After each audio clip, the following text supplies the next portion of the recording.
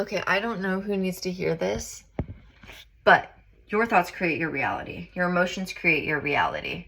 And when you get triggered, there's ways to redirect that energy.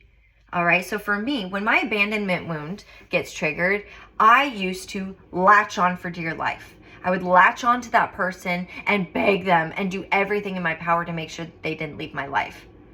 And that is unaligned, because if something is meant to leave your life and you let it go, you make space for what is aligned, and it's going to be better than you can imagine. But I didn't know that at the time. So at the time I was latching on because I was like, oh my God, without this thing, I'm nothing.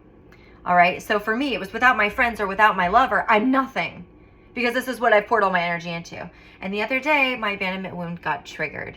And the old me, like I said, would have latched on and filled the space and done anything to keep this person in my life. But instead, because of everything I know and the tools that I've gathered and the techniques and the certifications that I've gathered and learned new things, and the people I've talked to, I instead created art.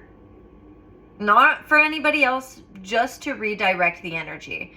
And all I did was open this sketch pad that I had bought years ago, mind you, a watercolor sketch pad. I bought this probably 2 or 3 years ago now. I've not used it. And instead of arguing with this person and trying to get my point across and trying to, fight for my value, I just sat back and said, okay, I surrender. You need space, I'm gonna give it to you. And I created this. Now, for me, this is very symbolic. But I'm not gonna explain it because that's not the point of the video. The point of the video is pour into your creativity. I always told myself, I can't draw, I can't sing, I can't dance. I can do these things. Now, are they my purpose here in life? No. But are they channeled and are they unique for myself? Yes. Because I guarantee you there's not another picture out there that looks directly like this. This came from my heart. I was so confused in the moment, but yet I was radiating positivity and light because that's who I am. And I was crying. But I also do it when I'm happy. So yesterday I went to the beach and I got to swim with dolphins. All right. I got to swim with motherfucking dolphins because I live in Florida and it was free. And this dolphin was like 7 feet away from me. And the way I just entered this state of bliss that I've never been in before. And I'm not going to cry right now. And I entered the state of bliss that I've never been in before.